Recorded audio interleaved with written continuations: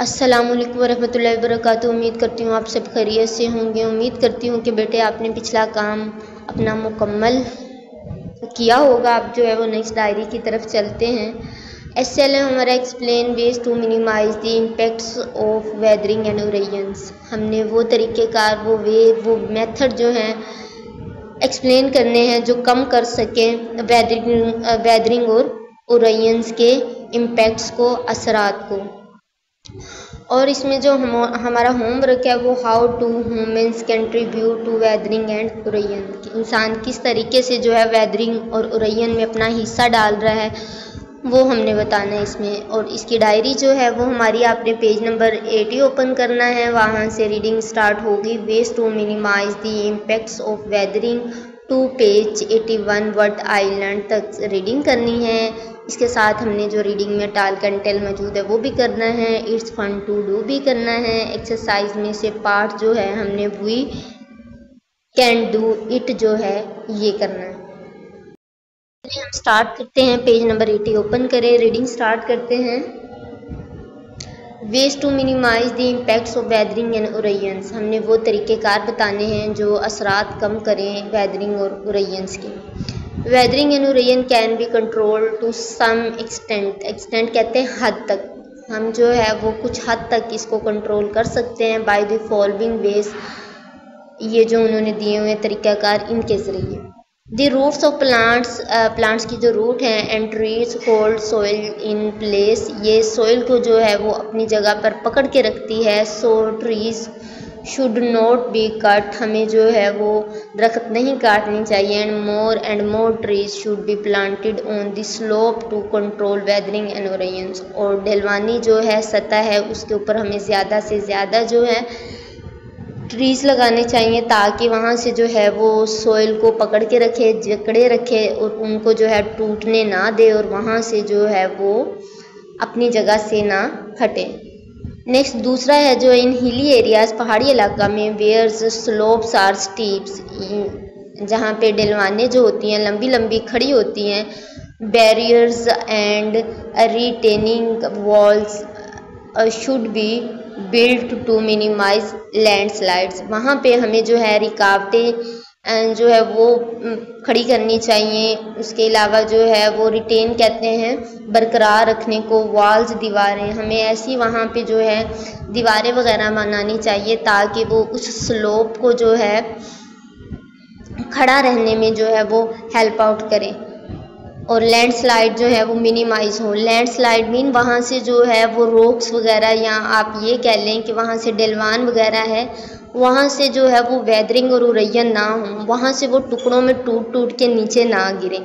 Rocks, bolts, cables, screens, ये बेटे आपके पास जो है ये कुछ टूल्स हैं कुछ आपके पास जिनके ज़रिए जो है वो बड़ी बड़ी रॉक्स को जो है, बड़ी बड़ी स्लोप्स को जो है वो सहारा देने के लिए जो है हम इस्तेमाल करते हैं। Should be use to control the rocks fall. ये जो है वो चट्टानों को गिरने से बचाते हैं। स्टीप्स एंड डेंजरस कहते हैं कि खड़ी और जो है ख़तरनाक स्लोप्स जो होती हैं should be strengthened by the adding support structure. अगर हम यहाँ पे कोई इनको सपोर्ट दे दें, ऐसी कोई चीज़ इनके साथ बना दें कि ये उनको अपनी जगह पे खड़े रहने दें, टूटने ना दें, गिरने ना दें। सेटलमेंट्स कहते हैं आबादकारी को, आबाद होने को। In avalanche and landslide prones areas should be avoided. उन एरियाज़ में जहाँ पे लैंडस्लाइडेड होती है और जो है वो बड़े बड़े जो है वो ढीले वगैरह जो हैं, या फिर आप कह लें तोदे बोल लें, वो जो गिरते हैं उन इलाकों में जो है वो आबादकारी नहीं करनी चाहिए। वहाँ पे आबादी जो है वो नहीं बनानी चाहिए। पेज नंबर 81 पे है। आपने इस चैप्टर में क्या पढ़ा वो हम देख लेते हैं। डेफिनेशन जो है इम्पोर्टेंट इसमें दी हुई है। सबसे पहले process that take place under the earth surface are called the endogenous process. कुछ प्रोसेस हमने देखे थे कि ज़मीन के अंदर होते हैं, जैसे जो है वो मादनियात का इकट्ठा होना, और डिफरेंट जो है वो प्रोसेस हैं, तो इनको हम जो है वो क्या बोलते थे, एंडो बोलते हैं इंटरनल को।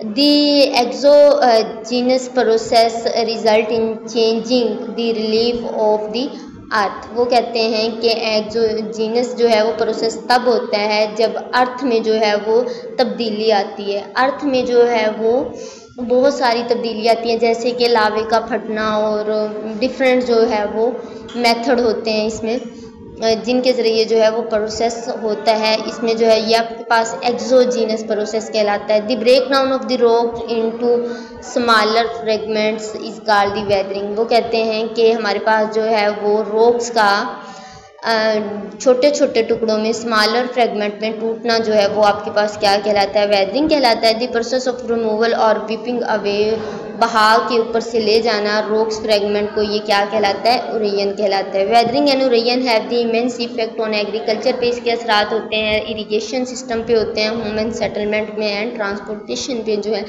ये हमने जो है वो बड़ी डिटेल से जो है अपने चैप्टर में रीडिंग में देखा था। Surface area pollutions, rocks composition and hot and moist climate are the factors that affect the weathering process पे ये जो हैं सारे के सारे जो हैं अवामल असरअंदाज होते हैं। हाइड्रोलिक एक्शन के बारे में हम पढ़ा था। Abrasions, corrosions and attritions are the process of coastal erosion. ये साहिली इलाकों पे उरेयन का जो है वो सबब बनते हैं। Capes, bays caves, sea arches and sea stacks जो हैं आर दी लैंड फॉर्म्स हैं मेड बाय कोस्टल उरेयन के ज़रिए जो हमारे पास ज़मीन का एक नया स्ट्रक्चर बनता है वो है हमारे पास। Erosion is a natural process but the human activity make its happen more rapidly. ये तो है तो कुदरती प्रोसेस, लेकिन इंसानी कुछ एक्टिविटीज़ हैं, सरगर्मियाँ हैं जो इसको बड़ी तेज़ी से जो है वो इस प्रोसेस में पार्टिसिपेशन कर रही हैं। Humans activities are important geomorphic. Geo कहते हैं अर्थ को, मॉर्फिक कहते हैं शेप को, उसकी जो है जियोमॉर्फिक जो है अर्थ की शेप का चेंज होना है। Agent contribute to the change of the land forms. ये जो है वो वहाँ के लैंड फॉर्म्स में जो है वो तब्दीली का बाइस बन रही हैं ह्यूमन्स एक्टिविटीज़। बेटे हमने टाल्क एंड टेल देखना है। How do humans contribute to weathering and erosions. के ह्यूमन्स जो हैं इंसान जो है वो किस तरह हिस्सा डाल रहे हैं वेदरिंग और उरेयन में। ये आपका होमवर्क भी है। इसका आंसर अब हम देखते हैं। इसके आंसर में बेटे आपने करना है humans contribute to weathering and erosions through activity की कौन सी एक्टिविटी हैं? लाइक डिफरेस्टेशन, एग्रीकल्चर, कंस्ट्रक्शन और mining, over grazing and urbanisation. ये जो है एक्टिविटीज़ की वजह से इंसान जो है वो वेदरिंग और उरेयन में कंट्रीब्यूट कर रहे हैं। ये आपने उसके आंसर में करना है। फिर अब हमारा इट्स फन टू डू है। Conduct an inquiry about any reason. हमने किसी भी रीजन इलाके की जो है इंक्वायरी करनी है, जांच पड़ताल करनी है। विच इज़ रीशेप्ड और ट्रांसफॉर्म। जो रीशेप्ड हुआ ट्रांसफॉर्म हो बाय ह्यूमन्स एक्टिविटी की वजह से, सच एज अर्बनाइजेशन और डिफरेस्टेशन की वजह से। Find facts and collect. उनके हमने हकायक को और जो है फाइंड करने हैं और collect and record data of that place. उस एरिया का डाटा लेना है हमने। Before and after it's transformation. के ट्रांसफॉर्मेशन में वहाँ पे पहले क्या क्या चीज़ थी और ट्रांसफॉर्मेशन में के बाद जो है वो क्या क्या तब्दीलियाँ आई हैं उस जगह में। Share your finding with your classmate. फिर अब ये आपने जो है वो क्लासमेट के साथ क्या करना है, इनको शेयर करना है। इसके आंसर में बेटे आपने करना है before it's fun to do के बिफोर ट्रांसफॉर्मेशन से पहले जो डाटा था हम अमेज़न रेन फॉरेस्ट का ले रहे हैं। वो कवर था ओवर 5.5 मिलियन स्क्वायर किलोमीटर पर। According for 40% of South America का रीजन उसने जो है वो घेरा हुआ था। It was home to 10% of known plant and animal plant species and play a crucial role in regulating the global climate। वहाँ पे जो है वो कह रहे हैं कि ट्रांसफॉर्मेशन से पहले जो है 10% जो है वो प्लांट की स्पीशीज जिनके बारे में जाना गया था, मतलब वो जानी गई थी, और उसके बाद जो है वो एनिमल स्पीशीज 10% के लिहाज से जिसके बारे में वो लोग जानते थे, उनके पास बाकायदा जो है उनका रिकॉर्ड था। और ये इसका क्या था कि ये जो है वो रेगुलेट कर रही थी हमारे ग्लोबल क्लाइमेट को, हमारे जो है वो ग्लोबल आबहवा को। लेकिन वो जो है सारी सी बात है, वहाँ पे फिर ह्यूमन्स एक्टिविटी कुछ ऐसी हुई, एरिया जो है वो वहाँ से जो है वो फॉरेस्ट को ख़त्म कर दिया गया। तो उसके बाद जो है वो उसमें क्या तब्दीलियाँ आई, तो सबसे पहले जो था वो डिफरेस्टेशन का रेट जो था बिटवीन 1990 और 2020 के दरमियान जो है Amazon rain forest lost around 17% of its forest cover से जो है वो 17% जो है इसको ख़त्म हो गया with an estimated 420 millions acres of forest lost globally. वो कहते हैं उसके अलावा ये अंदाज़ा लगाया गया कि पूरी दुनिया से जो है ग्लोबली जो है वो 420 मिलियन एकड़ जो है वो फॉरेस्ट ख़त्म कर दिए गए। फिर बायोडाइवर्सिटी वहाँ की क्या हुई, बायोडाइवर्सिटी में मैनी स्पीशीज़ आर थ्रेटन्ड और have become extinct due to habitat loss, क्योंकि वो उनका वहाँ से रहायशगाह जो है वो ख़त्म हो चुकी है। ज़ाहिर सी बात है, अगर किसी स्पीशीज़ की, किसी ऑर्गेनिज़म्स की जो है वो जगह को ख़त्म कर दिया जाए तो फिर उसके जो है वो बचने के चांसेस जो हैं वो कम होते हैं, तो उनको जो है वो ख़त्म होने का ख़दशा है। वहाँ की क्लाइमेट में चेंज आया है, डिफरेस्टेशन की वजह से जो है वो contribute to increase green house gases emission जो है वो बहुत ज़्यादा हो रही हैं और एक्सीलरेटिंग ग्लोबल वार्मिंग, इसकी वजह से जो है हमारी आबहवा का टेम्परेचर जो है वो बढ़ रहा है और ग्लोबल वार्मिंग की तरफ लीड कर रहा था। ये हमारे पास जो है वो इट्स फन टू डू का आंसर है, ये आपने उसमें करना है।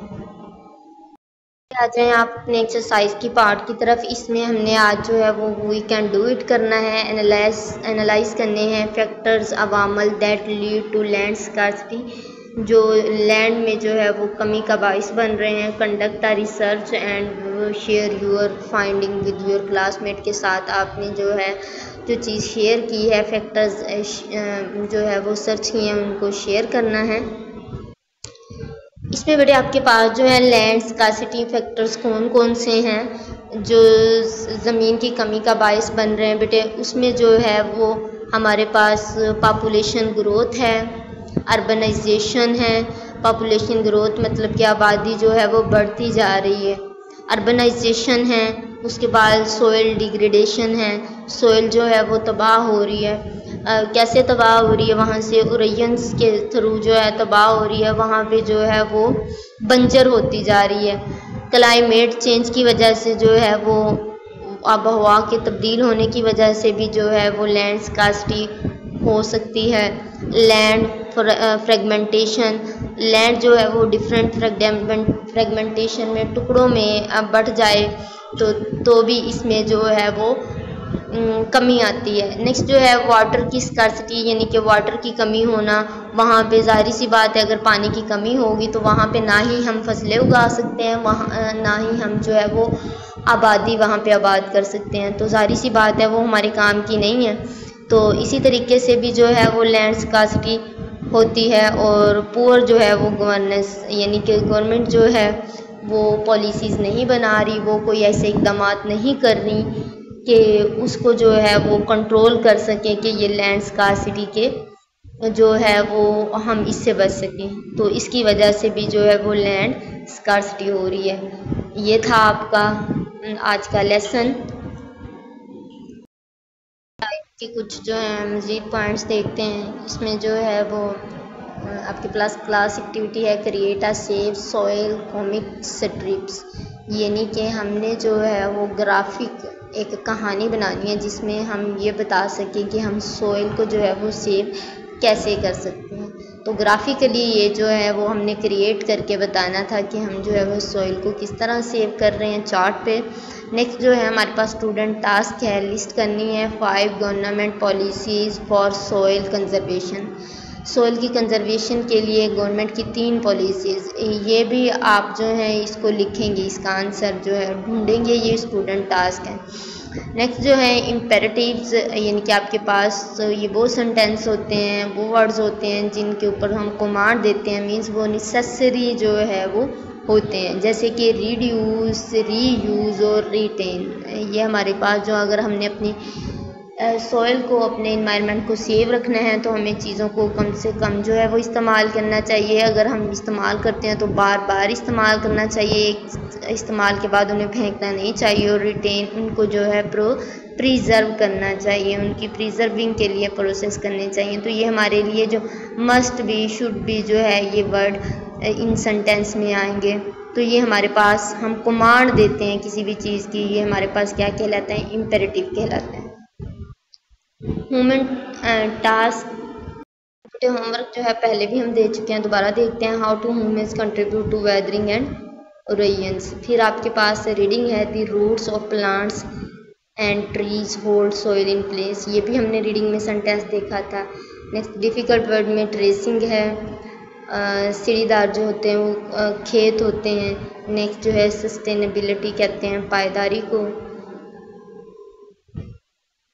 और आपके पास जो है क्लास वर्क अगेन से देख लेते हैं, पेज नंबर 80 से आपने करना है ways to minimise the impacts of weathering से स्टार्ट करके पेज 81 व्हाट आई लर्न तक रीडिंग करनी है। फिर टाल्क एंड टेल भी है, इट्स फन टू डू भी है, एक्सरसाइज का parts we can do it. इसके साथ बेटे हमारी आज की क्लास का इख्तिताम हुआ।